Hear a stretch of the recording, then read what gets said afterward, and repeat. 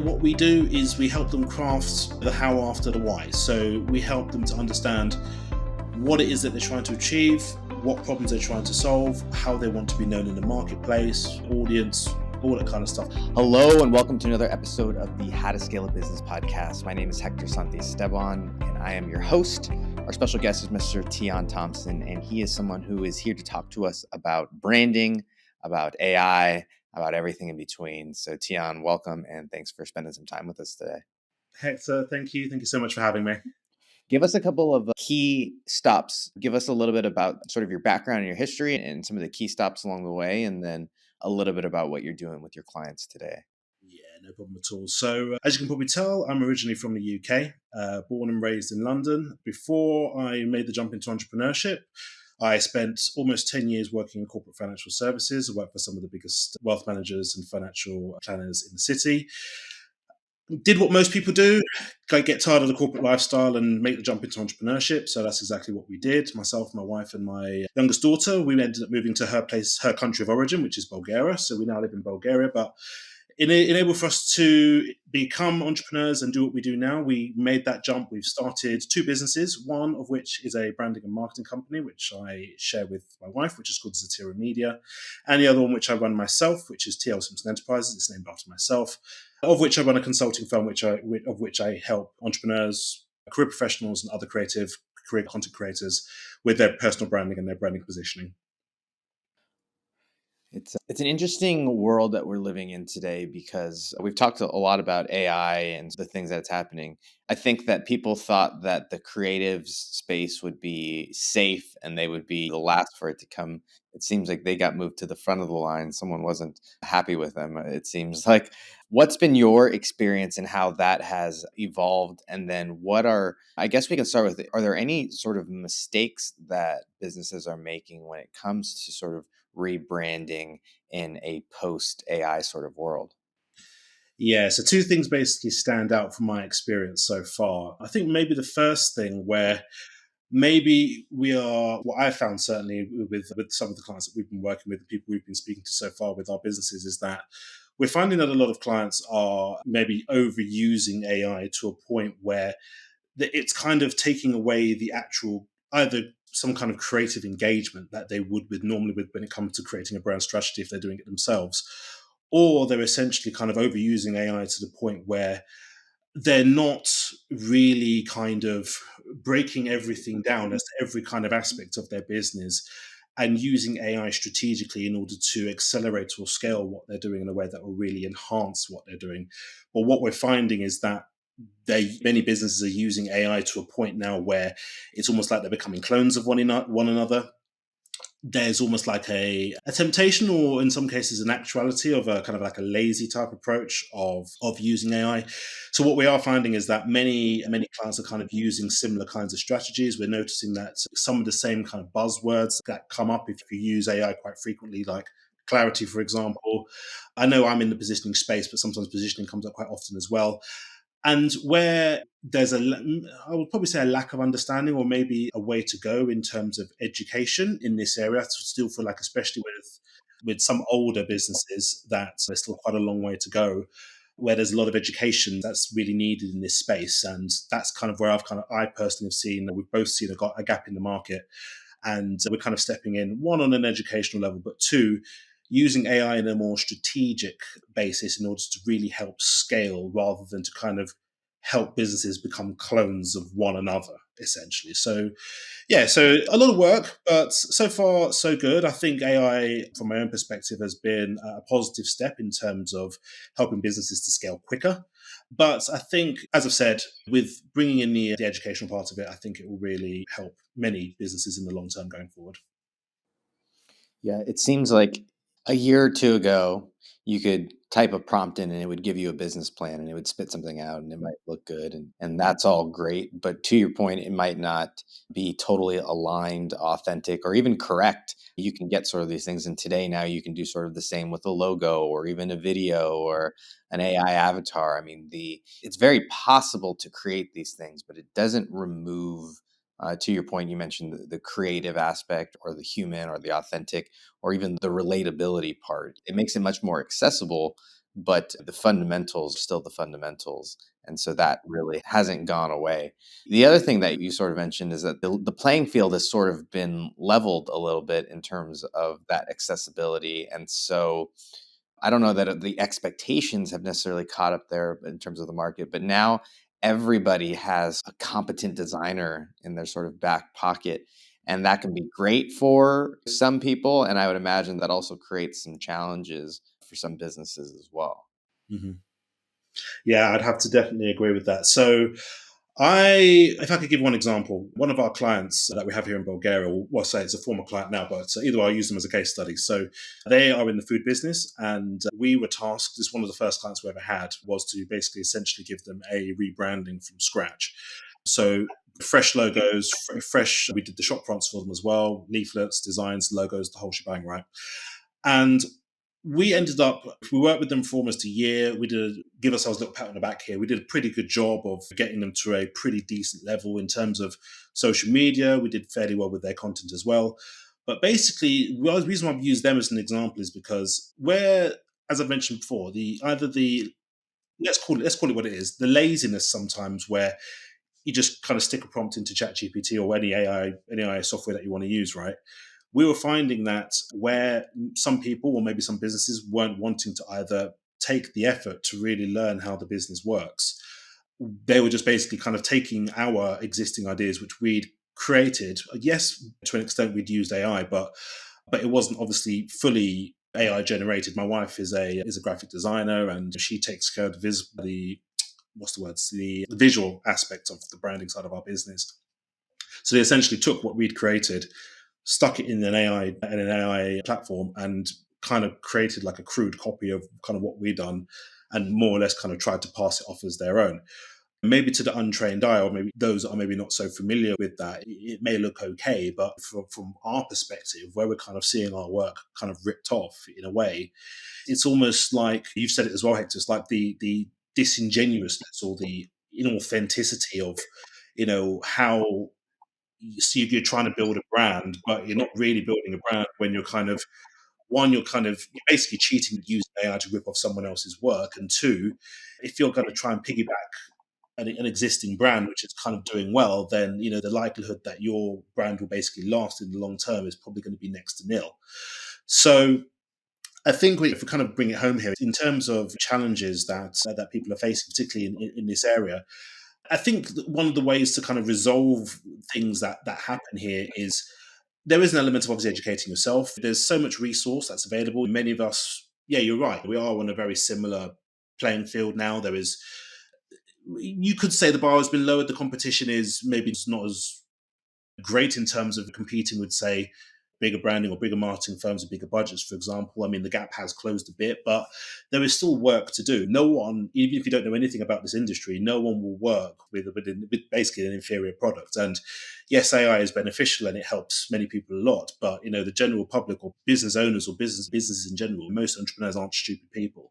So they will know when something is authentic or when something has been created with either some level of craft or some level of care, rather than just an over reliance on either getting something done quickly or something that really isn't authentic. So I think just to kind of touch on authenticity, that part is something that I think maybe a lot of people are waking up to at the moment and thinking, yeah, we need a business that really speaks to our customers. Yeah, I think a lot of people are sort of waking up to the fact that just because AI can do it doesn't mean that it's going to be any good. There's still that whole part of it. And I see some of these really amazing things that people are saying. Well, not saying that they can do with AI, but they are getting it done with AI. But underneath that, there's still the skill set that they had to develop and the experience that they had to develop. And they're now able to sort of embed that skill set and experience into AI. But it's still, at least initially, right now, it requires that skill set of, like you said, being a designer or having the taste or whatever it is. Because just, I liken it to like a crane. If you give a crane to a general contractor, there's a likelihood of that being a building. If you give it to me, it's going to be chaos and destruction. Nothing's going to come of it that's good. And so, similarly, it's really about giving people a tool that previously was not available to them.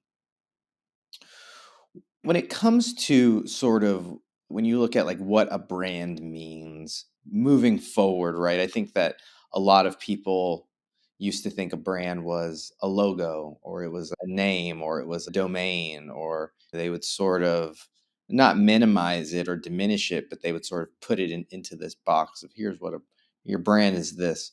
When you guys think about what a brand is as we head into sort of this, I don't know, just post AI world, how do you answer that question? Oh, brand is such a big buzzword now. I mean, look on social media, look at all the big, many of the big creators in this space right now. Many people are talking about brand, build your personal brand, make sure you have a strong, powerful brand.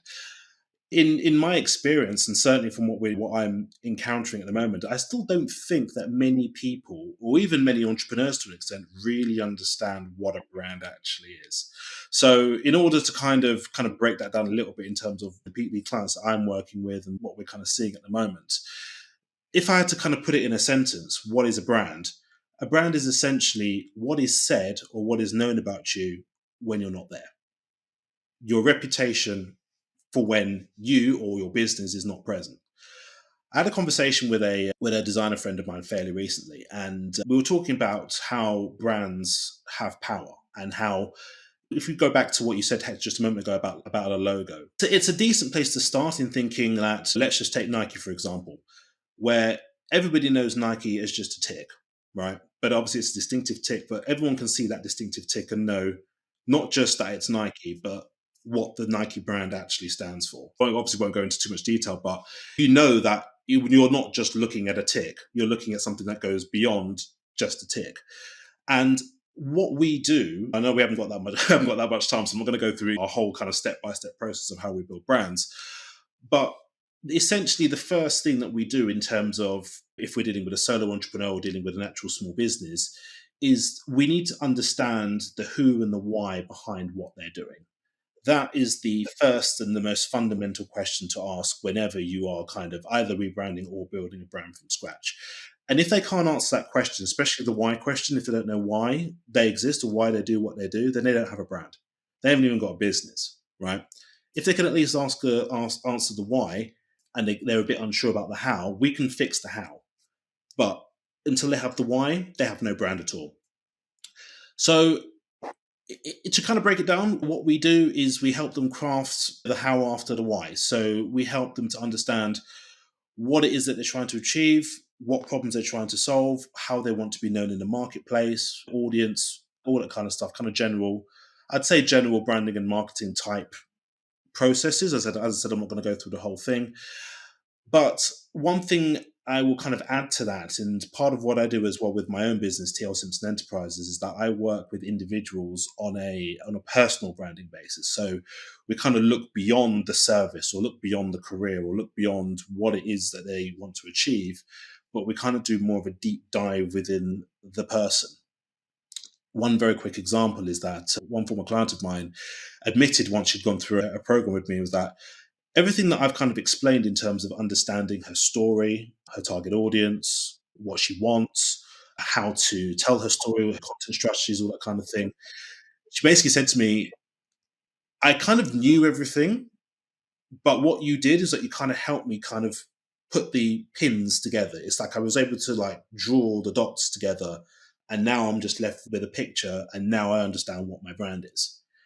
And to that point is I'm hoping that not just with this particular client, but with all clients, is that they can basically take what we create together in terms of understanding their positioning, how to build their brand, and be able to take that now into the marketplace with a clearer understanding of who they are and what kind of reputation they want to build. My sort of thesis on brands is I grew up in the 90s, 2000s, sort of prototypical millennial. And it was like, that's the logo was your brand. Nike made their mark there. And then it sort of became about, as it morphed, it evolved into what was your web presence. That was the brand. And then social media came along and it was like, what was your social community? And I think interestingly enough, we're sort of coming back full circle and it's like, well, what is it actually about with people? Like when you interact with people and whether that community is whether it's online or in person. Like, that's when I think about a brand. You said it's when you're not there talking about it, it's like, what are those other people saying? What's the community saying? And it seems like it's going to be interesting, and no one's no at least I don't there's no way to know if I'm even right. I don't even believe that I'm right, but my hypothesis is that this whole AI thing is just going to force people back into connection. That we're going to go. We took this long route of the internet and social media and interacting through comments and profiles all the way to realize that people just need people again. And I think AI will enable and allow that if we so choose. If And I think it will be up to us to do that.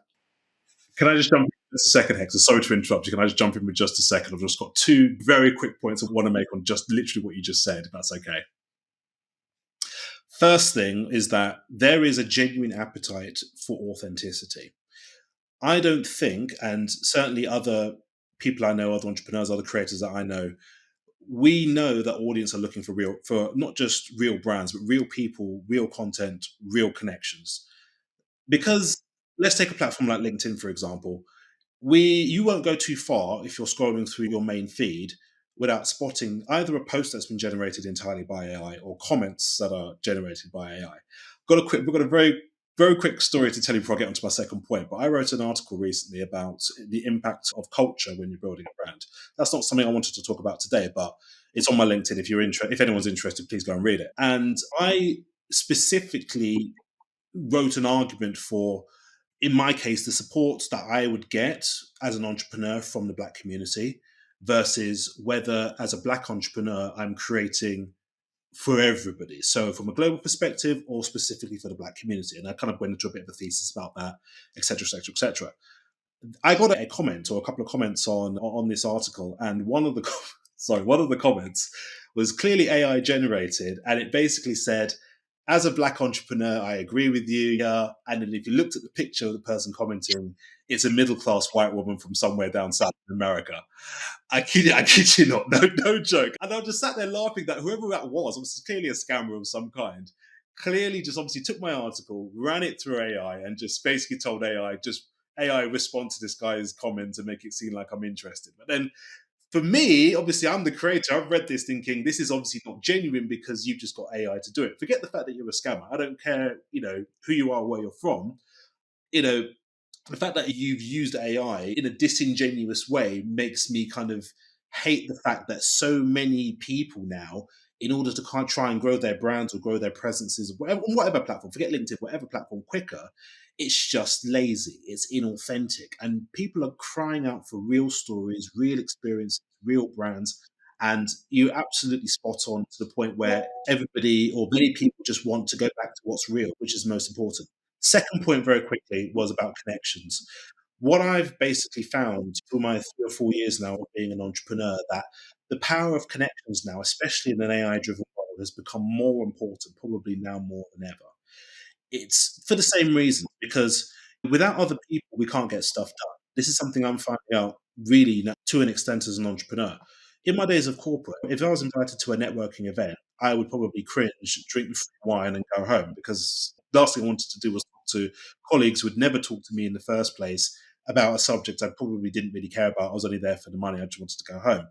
However, let's fast forward 5 or 10 years, we're now we're in a place now where there's so much reliance, especially online, of just basically AI, whether it's bots or whether it's people using AI talking to each other, that there's just this real need for real interactivity, real business, real connections. It's like things like this, for example, where I'm having a real conversation with you. I'm not using like any AI notes or using AI to kind of say what I want to say to you, Hector. It's almost like that interactivity between human beings will only become stronger through this, because it's almost like there'll be like a rage against the machine type moment where it's almost like screw AI, let's go back to what humans do best, which is collaborate and network as humans rather than with machines.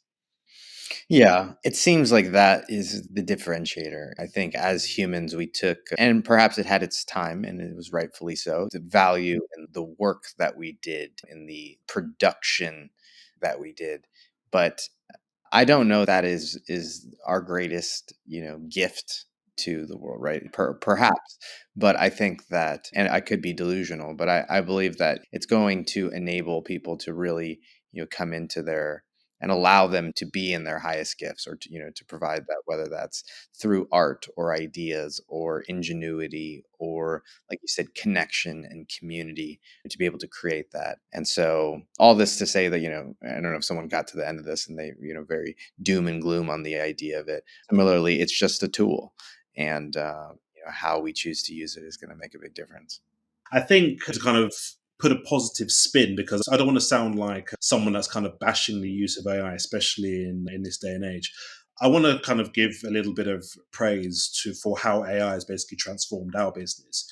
We not only get mainly a lot of admin done quicker, but AI helps us a lot with meetings. It helps us get reports done faster in terms of things like creating logos, images, content strategies, general brand and business strategies.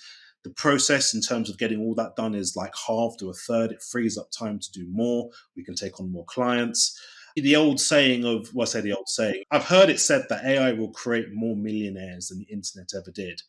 And I firmly believe that's true, because if you have a tool that is, if you are, even if you're using the free versions of these tools, if you use them strategically, you can basically find or use so much resource, free resource, that can basically transform your business and not only get to where you want to get to quicker, but it's almost like AI can be the best assistant that you've ever had. It could be the best business partner. It can even be the best strategist if you use it correctly.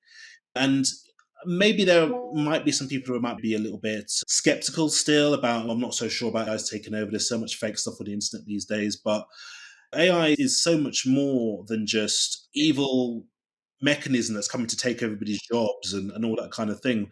It's almost like it's not something to be feared. AI is something that needs to almost in a way be embraced, because yes, some jobs will and probably will be cost in this period, but with the capabilities of what we have now, more and better jobs and more and better opportunities will be created through this, this new era that we've moved into.